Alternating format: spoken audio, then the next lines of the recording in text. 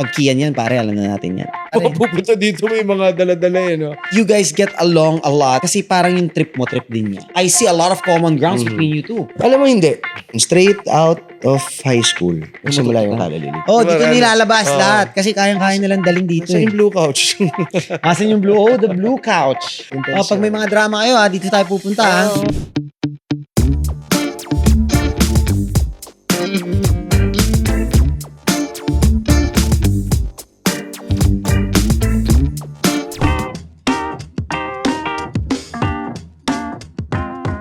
Oh pare, another watch, another day pare. Today, Game na to. Ito na we pala. have with us the legend. Kung makikita nyo, nasan ako pare, ang ganda ng... Nasan man ako, ang ganda nito Mamaya ako sasabihin sa'yo, nasan ako pare. Pero we're here with paring Kian, brother. Thank you, man. Thanks. Pleasure. Pare. It's a pleasure Likewise, brother. having us here. Dito sa ano mo. Ano ba tawag mo dito pare? Your caveman? Ano siya? Para siyang passion project namin ni Missy, sa totoo lang. So, Yeah. Kasi I don't see you promoting this for money It's ano it's siya your getaway Parang small cave. Kasi si China, mahilig sa box.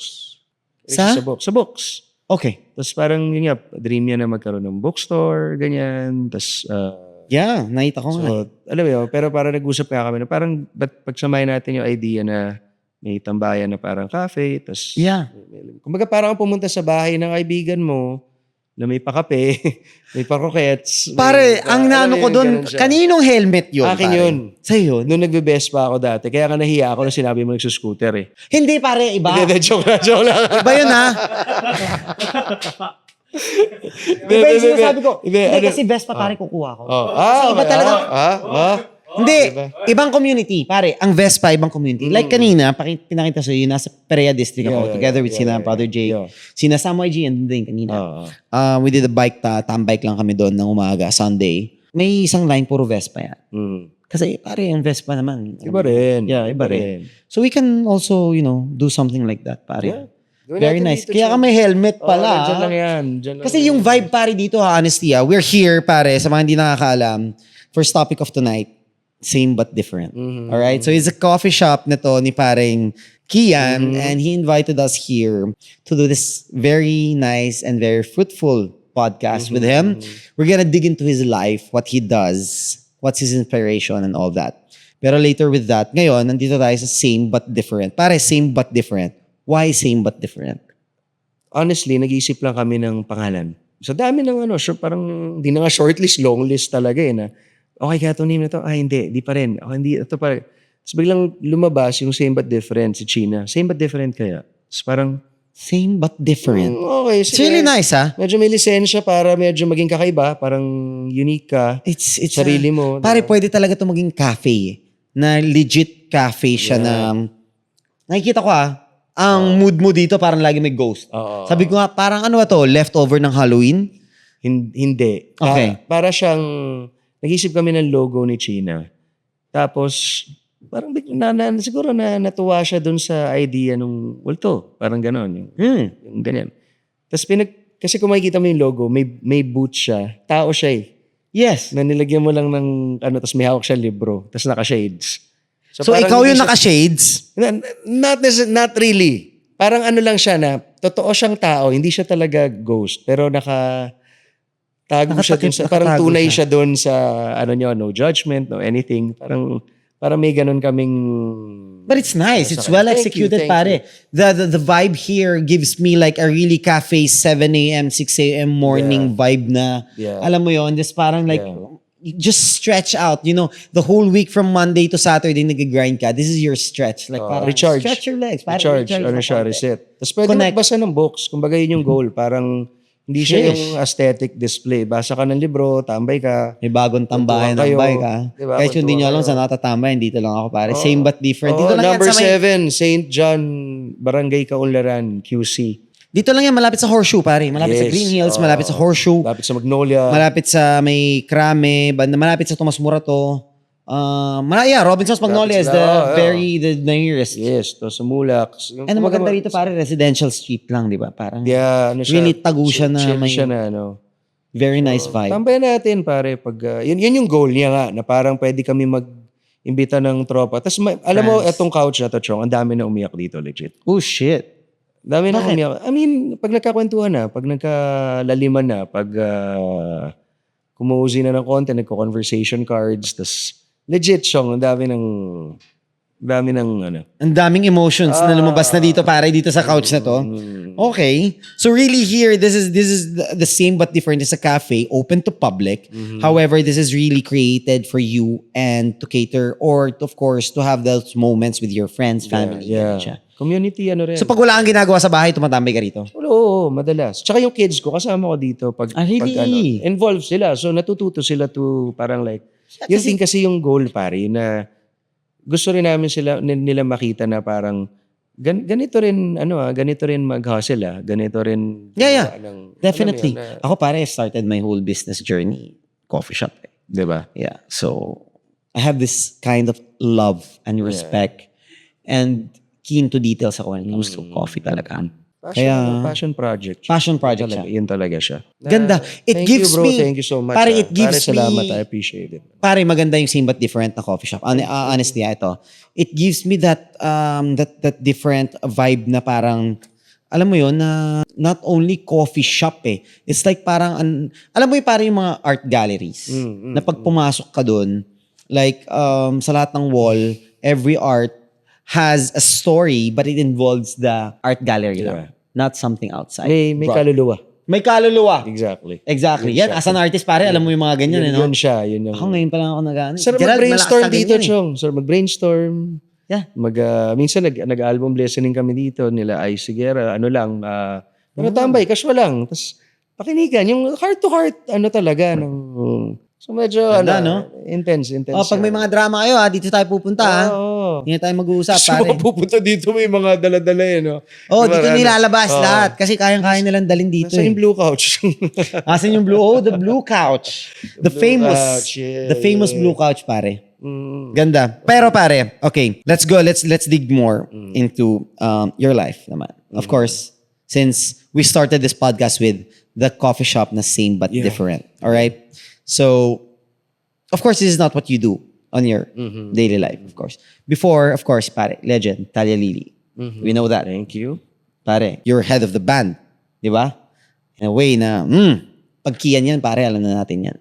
Now, Ako hindi ko alam. hindi, pare, alam na natin. Like, when legend, it comes to music, pare, di ba? Yeah, but thank you, pare. Alam na natin yan. Hindi ka mawawala. It really means a lot. I mean, And you Means a lot. kinda went hybrid. Music, and being an artist in sir. camera, movies, teleserye. So, lahat ng, basically, all these industries, parang, na-try mo na So, what made you try these industries, pare, lahat? Kasi nasa music ka na like, you're good at it, nag-boom ka. Did someone like tap you na pare mag-artista ka rin? well, alam mo, yung from being a singer in a band, yung transition nun papunta sa me being an actor, para siya nag-fall sa lap ko ng, kumbaga, si Direk Joyce Bernal, meron silang show sa TV5 pa dati na parang pinatawag nila ako kasi naghahanap sila ng parang pwede raw na guy for the role of for this certain project. Okay. Tapos may workshop daw. So ako, sabi ko sa manager ko back then, parang hindi, pass ako dyan. Hindi naman ako Artista. umarte. Di naman ako nagmu-music ako pero hindi ko like, Pero you did well. ang pahiyara. Salamat. Pero hindi ko alam kasi noong time na yon parang music videos lang naman ang alam ko na parang May yung konting experience acting. ko sa may konting acting. Pero yung ganon, Movies. oo, TV, ganyan, medyo parang hindi ko yata. So what did you do? You entered workshops ba? Hindi, pinapunta May ako sa workshop. Tapos sabi ko, ano tong workshop? Medyo nakapolo pa ako. Chong, may mga artista ka makikita. Parang, medyo polo Nakaporma konti. ba? Pabako ka ng What year alam was mo. this? Sorry. 2010 or 2009, mga ganyan Okay, siguro. sige. So, mga 4 or 5 years in ako sa banda. Tapos, nung dumating ako doon, ako kasi hindi ko naman, ayoko na makipagsayang ng oras alam mo yun. So, nung nakita ko sila Direct Joyce, ano pala siya, parang yung workshop pala, parang mga naka-sporty clothes sila na comfy clothes. Tapos ako na medyo nakapolo na. Sabi ko, Direk, salamat sa pag-consider sa akin, di ba? Pero hindi ko alam kung anong ginagawa ko dito. Okay. At wala ko alam dito. Alam mo yun? So, yun lang. I just wanna be honest with you. Tapos sabi niya, sige, ganito, kung trip mo, gawin natin. Kung hindi mo trip, edi mag-back out ka. So Parang, okay. pina-enter sige, ka ng... Oh, parang kami ni Alex Gonzaga, no, nag-workshop kami na parang kasabi mo sa Alex So, Gonzaga yun during yung the show na workshop. yun. Parang, lang kami, parang chemistry test. Tapos biglang nagulat ako kasi, pinapatawag na nila ako to do the show. Parang, okay, May role ka nakahas na. na ako. Tapos parang, syempre, parang ako ngayon tanong mo kanina na bakit ko siya ganon. Una, syempre sabihin sa'yo nung time na yun, bata ka, tas may show, tas may talent fee. Oh, may kita, pare. Why not? Sige, game. Tas parang... Hindi naman siya ako naging conflict sa band. Well, ako I think mas nakatulong pa siya for us to, yun nga, yung milyahe rin ng... Yeah. ng Because you were more exposed. Exactly. As Kian. Oo. And then of course, you were carrying the name Kalya Lily. Yeah. Pero ako personally, pare, mas na ano ko siya as parang growth eh. 'Di ba? Expansion ng art eh. Tama naman. 'Di ba? Kung parang like, okay pala siya eh. Tapos na-enjoy ko na siya. Tapos biglang magkasama kami nila Direct Joy, nasa Boracay kami, tapos kausap niya si Miss Eugene Domingo. Pinakausap sa akin, ito kausapin mo si Tuge. Miss Eugene, hello po, anong balita? Uy, mag-read ka naman dun sa movie, yung babae sa septic tank, ganyan, mag-read ka naman dun sa ganyan. Sabi ko, sige. So nag-read ako, tapos nakuha ako dun sa project, nakast ako, tapos doon nagsimula na parang, ang saya pala nito, ang saya pala umarte, tapos This was still back 2011, 10. mga ganyan. Okay. So na-enjoy ko, Chong, na-enjoy ko siya. Personally, nakakatulong siya sa akin musically, kasi may ibang experience dito eh.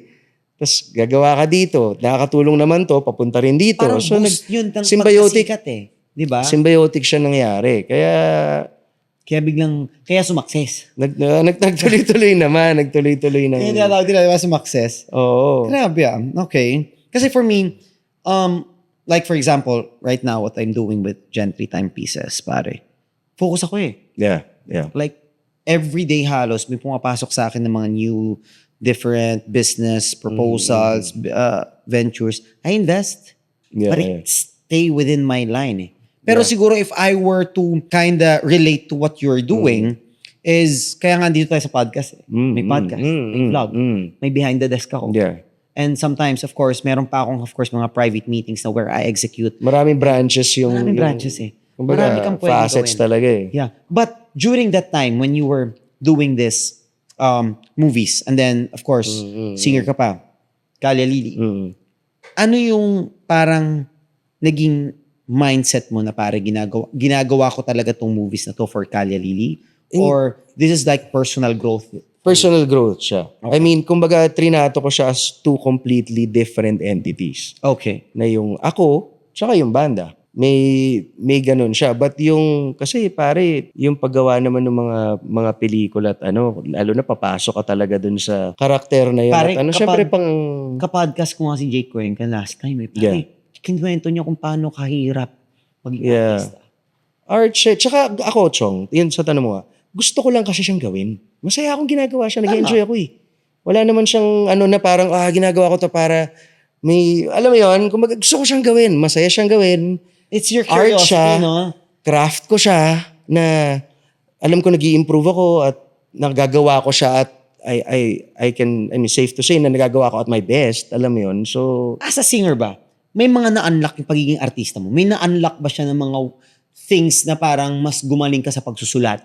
Mas gumaling ka sa pagmamahal? May ganun ba? Safe to say naman siguro na oo. Kasi life experience na parang like, halimbawa, may character sa movie na may storya siya na gano'n. Na ako personally, hindi ko naman naranasan. Pero naranasan ko dun sa So may piece of that story ako na pwedeng isulat. Or tipong kahit napanood ko sa character ng mga kasama ko dun sa pelikula or sa storya, di ba? Parang may iba siyang mundo, Chong.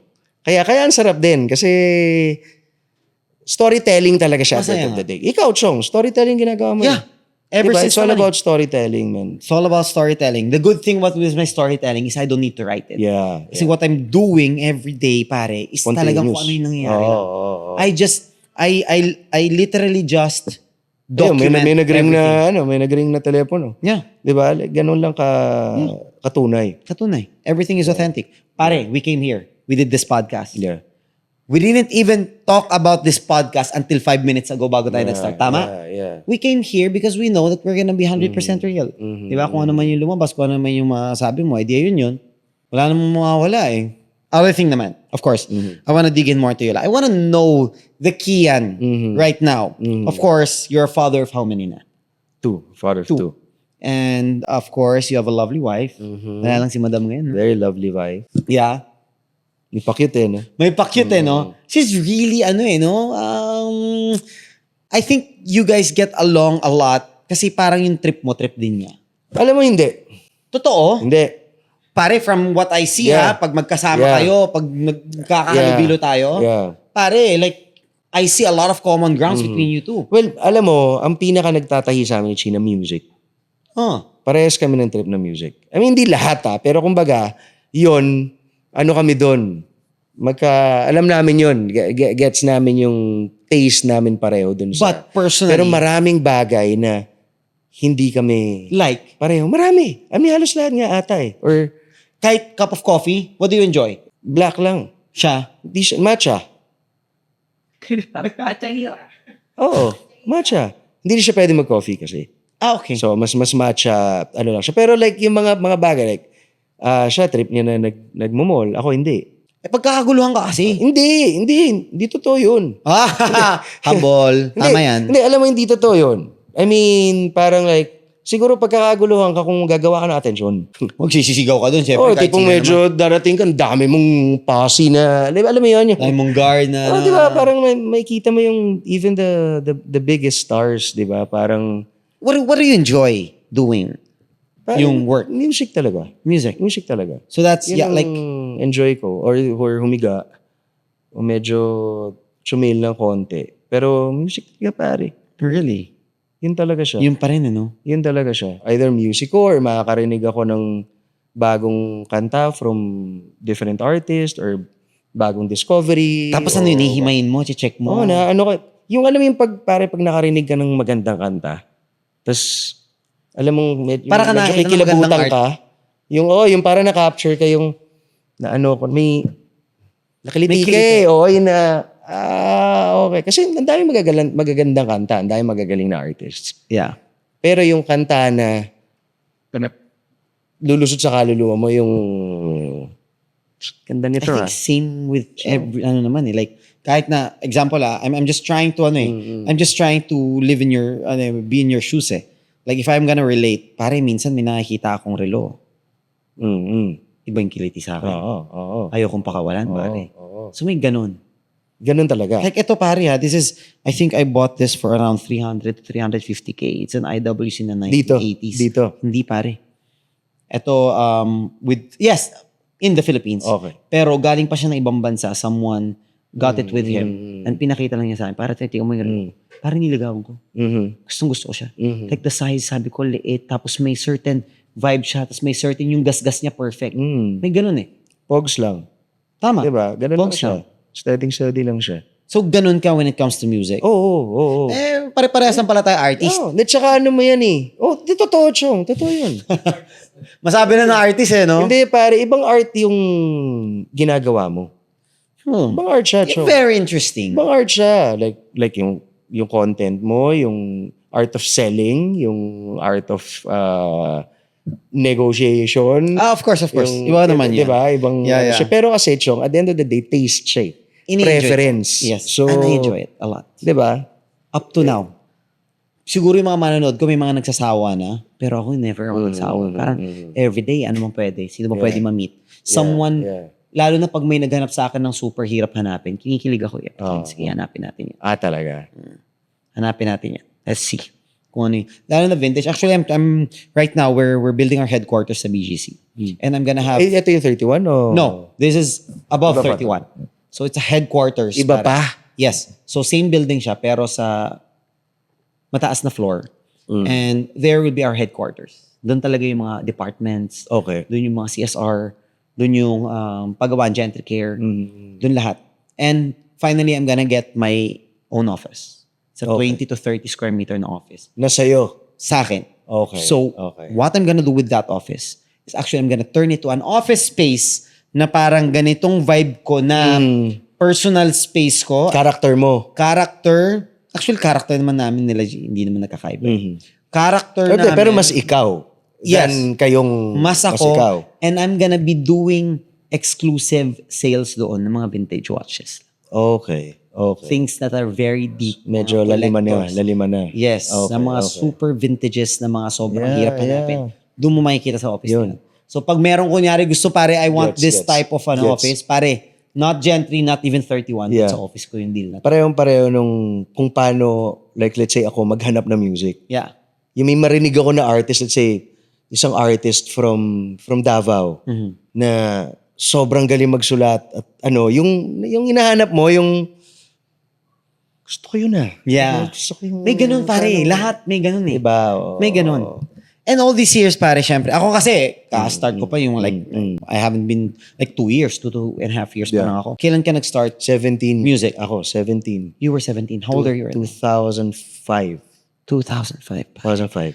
We're talking about, so right now, you're like 37? 38. 38. Galing ka mag-math. Nakita niyo yung ginawa ko? Oo, syempre. Mga sales eh. Tawaran eh. Oo eh. Nahasa. Binibilang yung pera sa money can. So, 17 years old pare, nag-start ka na. When did Kalya Lili start?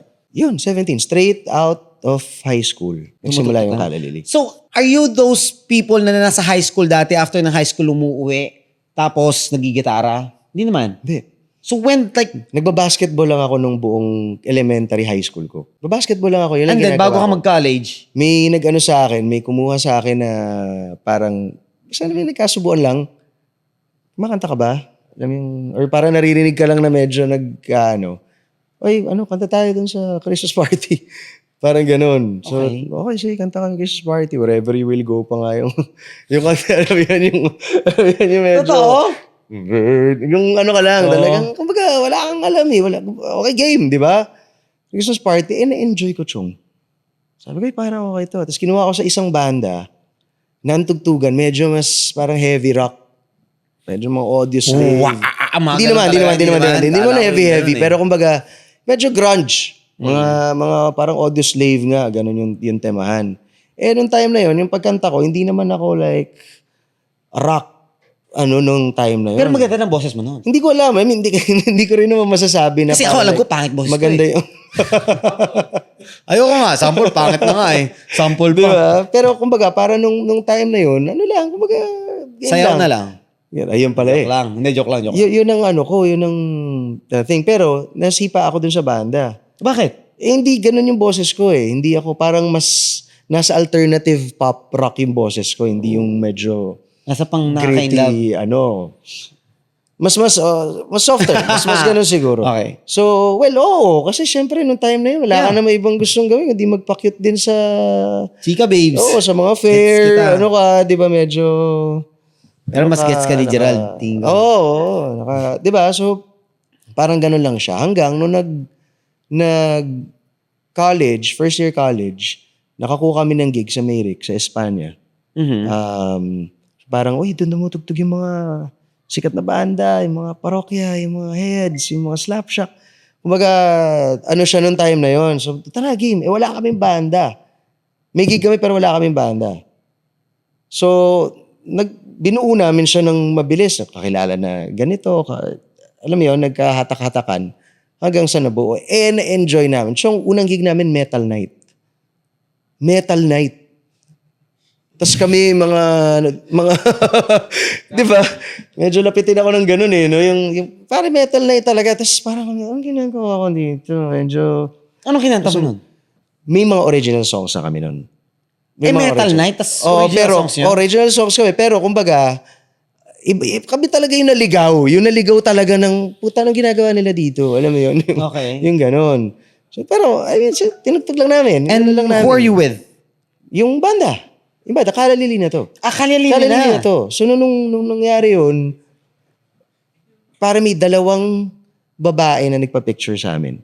Wow. Tapos para ako, Ay, puta, sikat na kami. oo, picture.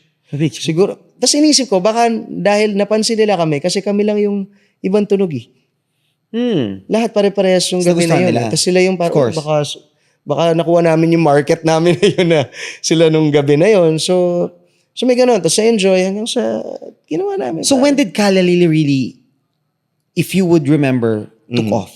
Pare, I wanna you. Pare, pangit yun eh. Like if you really read the lyrics,